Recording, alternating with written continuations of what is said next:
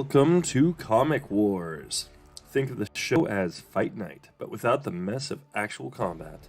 The data will speak for itself before the outcome, but in case it doesn't, we will break all of it down in the outcome at the end of the show. So without further ado, let's get into the overview.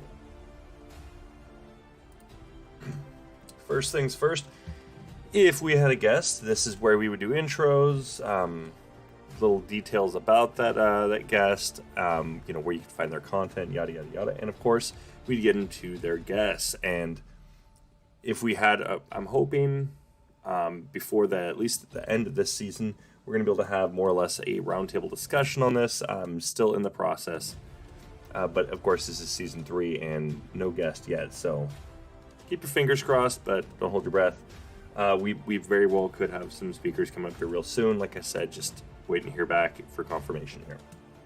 But for that, then we get into the background details. This is more or less where we cover things like who they are, how tall they are, how much they weigh, their age, their personality traits, little tidbits about them, where they operate, what makes them unique, essentially, as a person or as a character. After that, then we do get into the feats. Now, this is going to be the bulk, the meat and the potatoes of the discussion here. This is going to be their feats of strength, durability, speed, and agility. This is going to go and cover their martial prowess.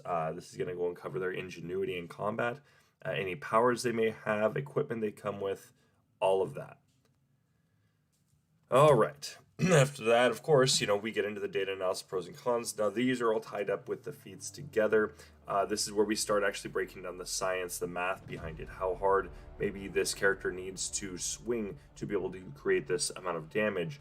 Is this a consistent thing? The science behind it, the physics, we break it all down. All right? And of course, we start going and throwing points out there per character based on kind of how they stack up against each other. Now, just remember, the points it could show, this character's literally got 1 point above this other guy, but if it's a crucial point and it literally just ends the fight while this character literally loses in every other category, it's a different story. This has happened before, but more often than not, points usually are they're tallied out for this reason. But there are some outliers that, once again, could actually have one thing that literally to just absolutely just demolish because it's one thing. If you had a character that has the ability like a Thanos snap, if you will, they can just use the Infinity Gauntlet, something like this, something of that caliber. But let's say they are inferior. Speed, they're inferior. Intellectually, they're inferior. I mean, you can break it down. They're inferior in every area, but they can literally just one-shot anything. More than likely, they'll just one-shot. So, after that, we get into the guest analysis. This is also for you guys. Definitely talk to us in the chat or in the comments down below. Let us know what you guys think. Did you guys change your guys' guess? Maybe you guys stuck with it. I'd like to hear where you guys are coming from, of course. So like I said, down in the comments down below, or of course in the chat as we stream. To that, then we get into the outcome. We break down more or less who wins and why. Now, I want to just clarify, especially after I had this long conversation with my brother this morning. That's unfortunately why I'm so late today. It's not his fault. We just got in a really heated discussion over this type of these types of scenarios and things like this, and it got me thinking. He's right. I do need to go and label some things out here. So we did this in, I believe it was the first season, but from here on out, I'm going to explain this during this time as well. So for those that are new to this channel, if you guys haven't subscribed yet, definitely smash that. Okay, you got the content. If you haven't, followed or anything like this, it's definitely out. I post somewhat frequently. Instagram is probably one of my most frequent, but I do post pretty frequently, especially when I'm airing. I will post them instead of on the site has a problem. The big thing when it comes to trading as so nights, okay, how these combat scenarios will turn out. Expect it to be on a flat infinite. There's all things just that. Okay? And it's infinite, so really directly. So it solves. There's no must. But once again, if they are completely equal, that's where we start throwing in other environments and who's going to get an advantage over certain things. Categories such as urban, forest. We're going to go and look at. We're not going to look at like the impossible ones like space usually.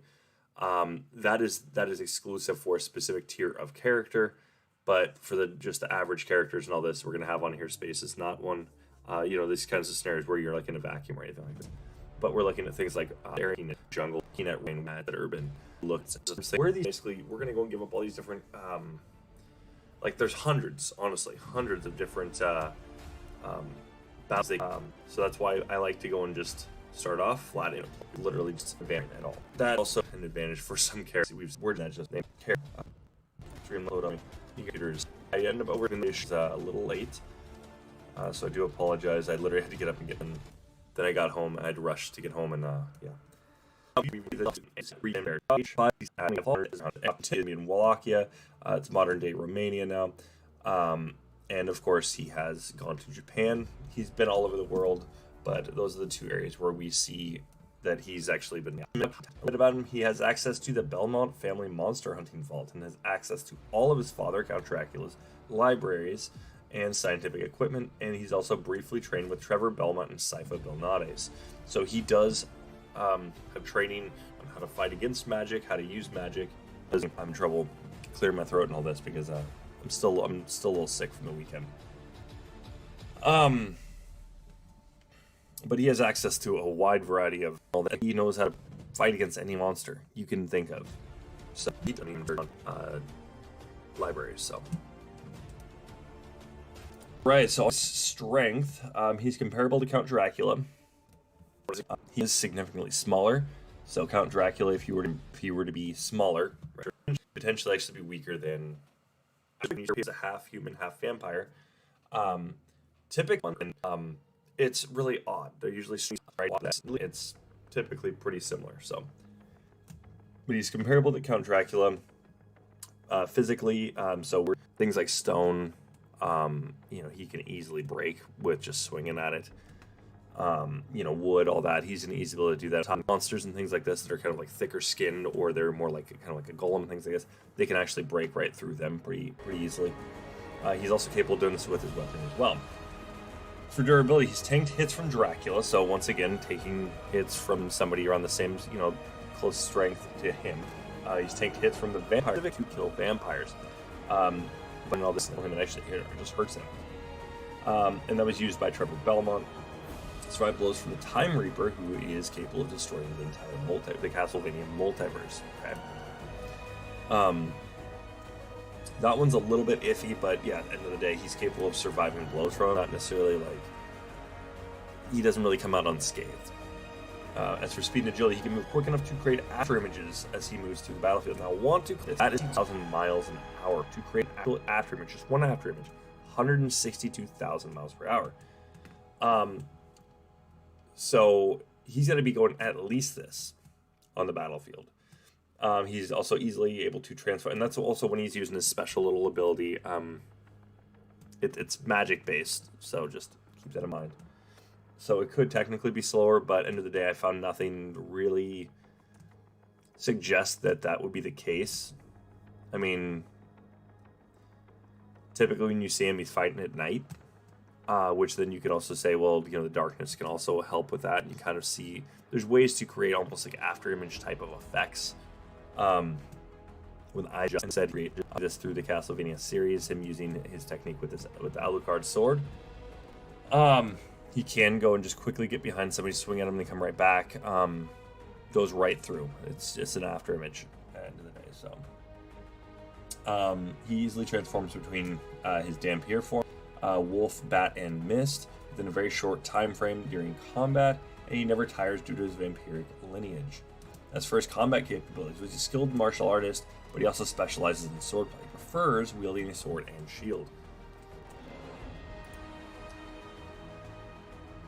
As for his engine, differed back in Season 1. He's a spellcaster, so he does use magic somewhat frequently, but he also is a skilled martial artist as well, swordsman as well. He does kind of combine the both. You can use the same magic or spells that Dracula can teleport just falls or in the direction of that caster that the caster is. So basically, you can just launch fireballs. Dark Inferno, it's just basically same technique, teleports, and then he launches two large dark magical orbs at enemies. Soul Steal, he steals the souls of nearby enemies, damaging if enemies, all of it into life essence, which heals the caster. This effect with blood heals the caster for a short time. You're going to notice because it's a similar power to our next combatant as well. And then, of course, Spirit, that's a Tetra Spirit is also, you can use caster briefly. Only have one out at a time. Is the Bat, the Demon, who comes spear, a Ghost, a Fairy. Sword is huge in it, find whatever enemy is nearby for making the battle, and of course his mist. But his mist, it's a poison mist. Is how he uses it.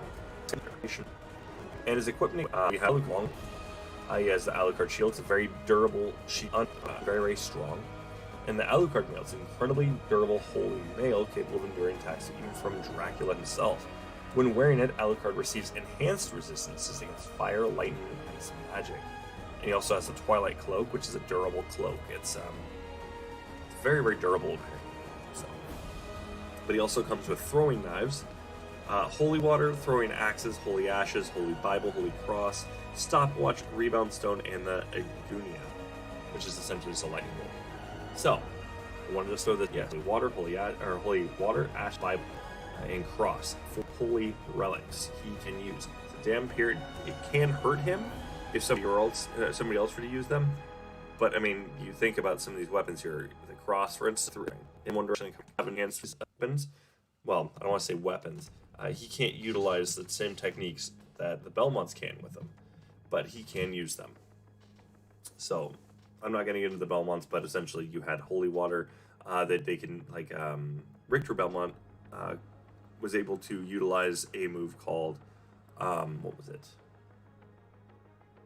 Hydrostorm, which essentially he summons holy rain, and it's a rainstorm. He can't utilize things like that, but he can throw the holy cross. He can utilize the Bible, which goes around him in kind of a spiraling fashion. Well, I take it back. It goes around him in a circle, and of course you get the holy ashes, which just basically throws on the ground, and if somebody happens to touch him, it hurts them. If they're a monster or some kind of creature of the night. Throwing knives are just thrown straight forward. Holy water throws on the ground, and it creates bursts of holy flame along a short little path. The stopwatch, he can literally freeze everything around him for a limited amount of time, and it's not everything around him. It does have reach. As for the reach, we're not going to use it as a we don't really know the reach of it. The games all show something different. There's no lore to suggest anything about the reach of it, so we're just going to say within probably like a 10-meter reach. It's not going to have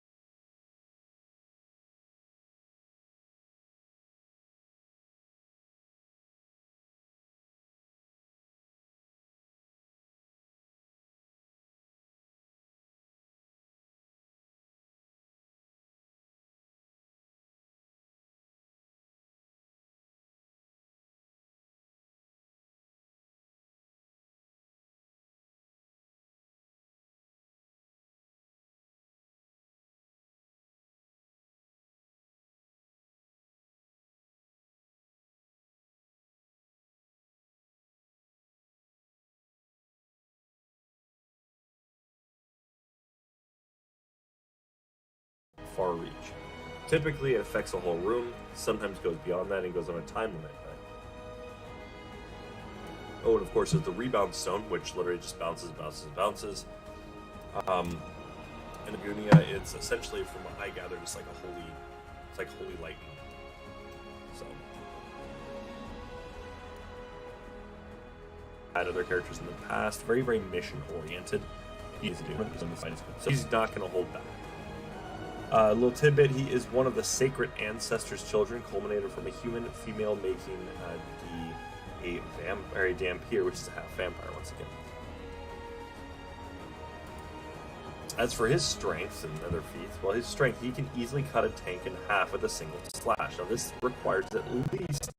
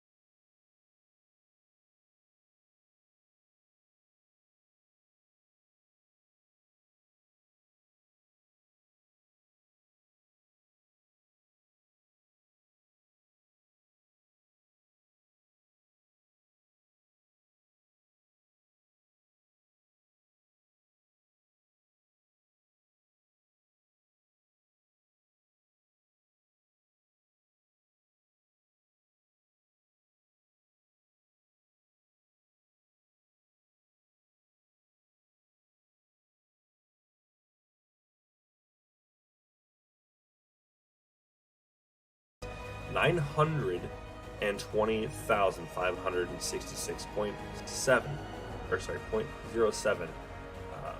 PSI. It's ridiculous. Now, keep this in mind, we've gone over this before. Metal itself, it doesn't just easily cut through metal. In fact, we're looking at something that's far beyond anything we even know of currently that you would have to be using. So it's either somewhat magical, or it's just that much better of a metal, and some type of it's definitely a very, very strong material here. So we're not just looking at steel, for instance, or titanium. This is something that goes far, far beyond. As for his durability, oh yeah, and he easily overpowers vampire nobles, which vampire nobles would be like the equivalent of like Dracula, basically, typically. But Count Dracula from Castlevania is a little bit different, because he's more or less, he's not even the progenitor, end of the day. You could debate he is, but the story of Castlevania, he's a guy that got his powers through other means. He is technically one of the first vampires, but yeah, end of the day, he's not, like, he was not born that way. Okay.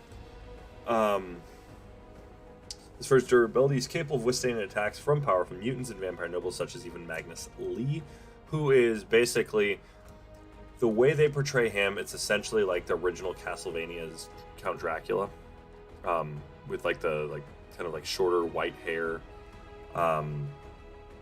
You know, that's typically what we would see from like old Castlevania. Now it's far, far different, but still. He was able to just withstand the attacks, and he can also keep fighting after suffering from severe wounds, ones that would typically kill a normal Dhampir and all this. He continues fighting, like he doesn't hold up. As far as speed and agility, he's exceedingly faster than a Gimlet, which they're fast enough that even the human eye can't track them. So that's it. He'd have to be going faster than 550 miles per hour. He's faster than Ray Ginsei, using Greco's suit, which grants the user 3 times their top speed. So we know that Ray Ginsei is faster than a Gimlet. We don't know how much faster, but we know he is faster. So we're looking at least, his speed is going to be at least, but it's definitely going beyond that of 1,650 miles an hour. He's also fast enough to cut lightning at point-blank range. Now, as I described earlier, with 162,000 miles per hour to create an after image, mind you, okay? To cut lightning, your reaction time, you're literally reacting at 270,000 miles per hour. Okay, and that's to be able to, and it kind of at point blank range. You're moving that fast, at least, arguably faster, because to complete the strike itself, like to hit it, just bam, that's 270,000 miles per hour. But to literally exceed that speed, you're going at speeds that are far greater. So end of the day, we're looking probably, I would argue, probably somewhere closer to 300,000 miles per hour. So he's swinging that fast, it's ridiculous. As for combat capabilities, martial prowess, so he's a master swordsman and skilled martial artist. He can fight hand to hand, but he prefers just to fight with his longsword, which he doesn't have a typical longsword. It's more or less, it's set up like a Japanese odachi, which the blade, the whole, like an odachi typically is a little over 5 feet long, about 5 foot 9 inches long, I believe, something like that. It's like, oh no, it's 5 feet and 1 inch. Okay. What is this? 48, 60. Yeah, the 59 inches. So it's about 5 feet. I'll just put it out. It's about 5 feet long. But and, it's set up like a katana, so it's got the one-sided blade, but it's also set up with like a Eastern European type of hilt. It's got a longer hilt, so you can use two hands very, very easily and swing it with a greater amount of power. But it's not set up like a Japanese hilt either. It's a weird way they set it up because it's got the crossbar and everything. But it's like I said, but it's like a katana. It's really, really interesting. It's a different setup. But like I said, it's anime, so they combined 2 or 3 different weapon builds essentially into one. But he's got one that's it's an amazing sword.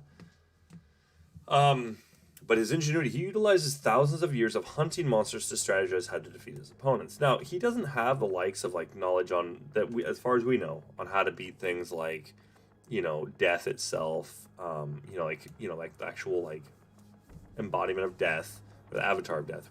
He doesn't have anything like that, but when it comes to vampires, he knows how to beat them all. There's nothing new under the sun that he hasn't seen or heard of when it comes to vampires. So. Now, when it comes to his powers, he's got superhuman strength, speed, and durability, similar to vampire nobles. It's at least similar, in some cases even better. He's got regeneration, so the user heals from wounds quickly. He does have immortality. He's got enhanced senses. He can hear things that are less than 1,000 meters away. He's going to hear them very, very easily and very, very well. He's got extrasensory perception, so less than 100 meters for that one, though, so he can literally read. He knows where people are at. Doesn't have to use hearing. They can be absolutely just complete stealth, and he'll know where they're at. He can just see them, more or less. He's got low tier regeneration negation. It's argued that it's kind of mid tier because he does work on vampires, like vampiric regeneration. He does actually negate their regeneration. He's a weird one. Like I said, he's very, very powerful, but it's just really, really weird. He literally negates a regeneration. He has a fear and paralysis aura, so just being around him is aura itself. If you're weaker than him, you will be paralyzed, or it'll be very, very hard to move, and on top of that, his opponents will feel fear. He has what's called the Kiss of Nobility. Now, this is essentially the vampiric bite, but no, their bites are different than a typical vampire. So the user can bite their opponent to inflict one or more of the following effects. Now, like I said, one or more. So you can turn the afflicted undead. Now, that's if they are human. He's capable of utilizing mind control and or inducing enough pain to immobilize. That's a lot of pain right there. So he could do mind control and pain immobilization. It would just be ridiculous. He's also got non-physical interaction. This sounds like, okay, well, yeah, he can interact with, things that are incorporeal. It's not just that he can interact with them. He's literally slashed beams that are made of like acid fog and killed them. He's attacked characters that, he can attack ghosts, essentially, if he wanted to, and he can kill them. So it's not just that he can interact with them, he can attack and kill and get rid of things that are incorporeal. He's also got a thing called blood empowerment. Now, this is weird because this is a power that typically you'll see from characters like Blade, right? Dhampir like him, but this is a little bit different because user can enhance their own power by smelling and or drinking their own blood. Now, Dhampir don't typically do that. We don't usually hear any lore about that. But his own blood. So he just consumes his own just to empower himself, and it makes him stronger. It's a little weird, but it's interesting. So it's got low tier power mimicry. Now we've seen him be able to copy techniques. Not full on powers, but that's why it's low tier. He can copy techniques. Think kind of like Taskmaster from Marvel. He's very, very similar to that in that fashion, except he can full on, he sees a technique once, he can now utilize that. So that's also helped him become a better swordsman because he doesn't forget it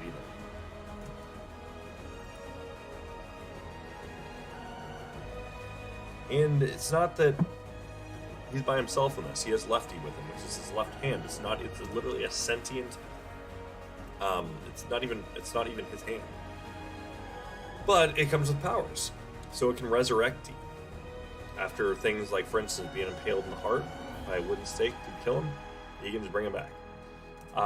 He's also got a mind manipulation, reading, and mind reading touch. So the user can control or read an opponent's thoughts by touching them with the user's left hand. He can also actually full-on control them to do something to some degree, and manipulate them to, like, more or less truth serum them, if you will. So they're forced to tell them the truth. It's also got the ability of absorption, so the left hand can actually inhale several different attacks, several different types of attacks, and even elements. So if somebody's using like fireballs, he can absorb it. Somebody's using, throwing rocks, he'll absorb it. He's even been able to, now this is how ridiculous it gets, when he was thrown into an alternate reality, a pocket dimension, he literally absorbed it. Basically the equivalent of what is considered, the Big Bang by scientific theory here. Once again, it's a theory, everyone, okay? He literally absorbed that. It doesn't make any sense, but he absorbed that. So the hand is incredibly powerful here. He's also capable of touching somebody and just putting them to sleep.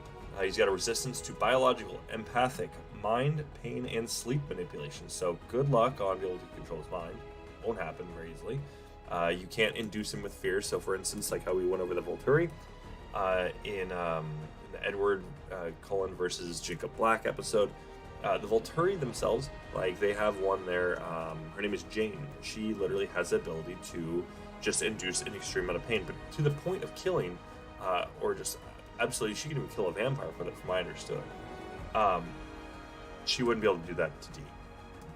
On top of that, you can't change his biological factor. He's got a resistance to it.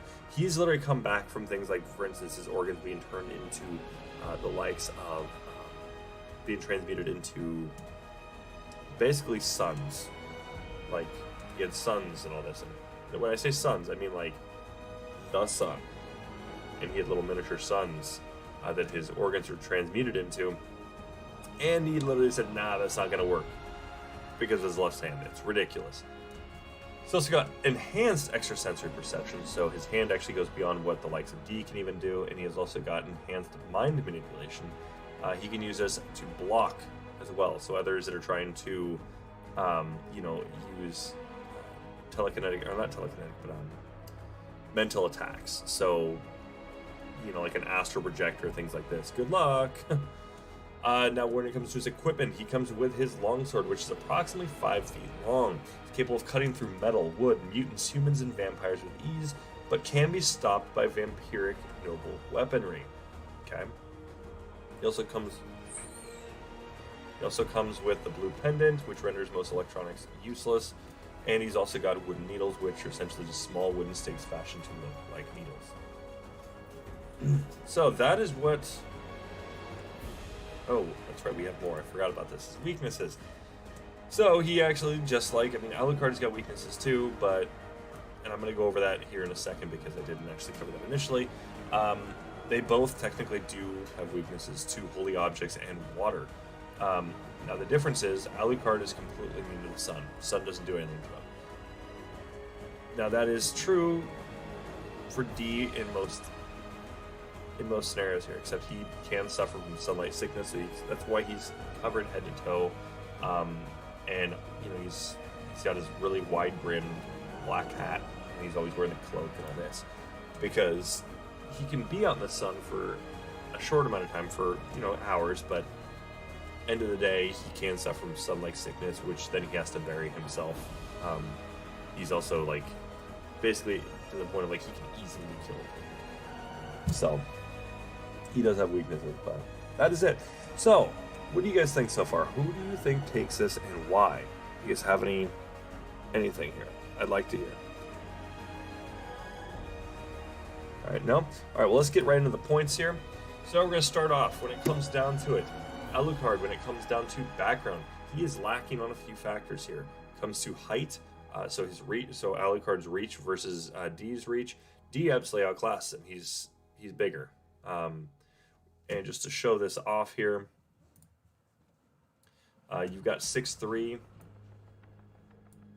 for D, and he weighs 220 pounds, so he's also got the weight as well. With characters like this, the weight doesn't really matter too much either. But then you've got 6'3" versus 5'11" and 175 pounds. Okay, so they're different. But the reach is going to be another one. Plus, on top of that, the way they operate, D is just more right where he's got the mission. He's going to go and focus it down. He's going to handle whoever he's fighting.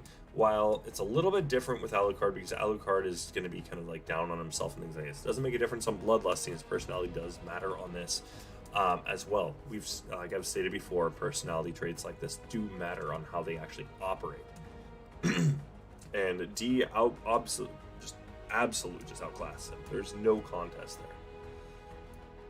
And on top of that, the reach, anyways, D versus, Alucard, he's got the longer sword, plus he's got reach. He's going to be able to hit him at a farther, greater distance, and all that. So let's go over our next one.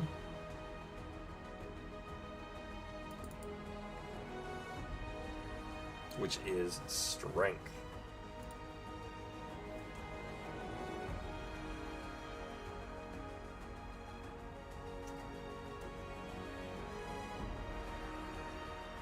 Now, this should be no surprise. D beats him on strength. No, it's not that significant on strength because they're pretty comparable. Vampiric nobles, as I stated before, they are comparable to each other, and D can surpass that. Now, I'm going to make one thing very clear. This is without including D's powers. You utilize his powers under this too. It's an absolute outclassing. So technically speaking, you could put this at just an absolute just destruction, strength-wise difference. There's a big gap here. But just base, no, they're pretty similar on strength. When it comes to durability, this is where things get a little interesting here too, okay? Because we have some factors we have to go over. They're about equal, okay? Now, Alucard could potentially take durability. It wouldn't be by much, but it would be based on his mail, and on top of that, his shield. He's going to have ways to basically endure, but just base durability, he and D are about the same. And then, now this is the interesting one. Now, I'm sure most of you guys are already thinking, well, when it comes to just overall speed, right, on who can actually, move faster, well, the thing is, Alucard technically can. He hits 162,000. But you have to also factor speed and agility. Now, what would agility count for? That would also be reaction time. Well, Alucard gets completely outclassed because 162,000 is not faster than 270,000. And that's going to be the big thing here. Is it's not a huge. It's outclassing by a significant chunk. But at the end of the day, reaction, D's going to be on the defensive here. Okay. He can go on the offense, and he's not going to be able to keep up with Alucard. Alucard also cannot utilizes his magic when he does that ability. He utilizes magic to enhance his speed for a short period of time. We know this because we see anytime he uses that ability in the games he's in, it utilizes his magic points. So he does have finite amounts of time he can do this. So he can only do this as more or less his magic stamina. After that, well, D outclasses him on speed. So he has an enhancement versus no enhancement. Then D can also enhance himself once again through empowerment, making this more of an equal footing. But when it comes to overall speed, but then when it comes down to his reaction, you could debate that would probably go up too. So it's pretty ridiculous. D gets ridiculous on that too. So, but don't get me wrong, Alucard is still just he outclasses him on speed, and we got other things we got to get into here. So, and you'll see where I'm going with this. It's very interesting how this plays out. Next, we have martial prowess. Well, here's the thing. Alucard's 556 years old or whatever. He's not as old as D. D has been fighting since very, very early in his life for over 10,000 years.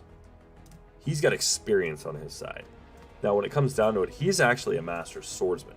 And we see this, his skill is literally unmatched in the frontier when it comes to swordsmanship. There's very, very few who can actually give him any bit of a fight, really.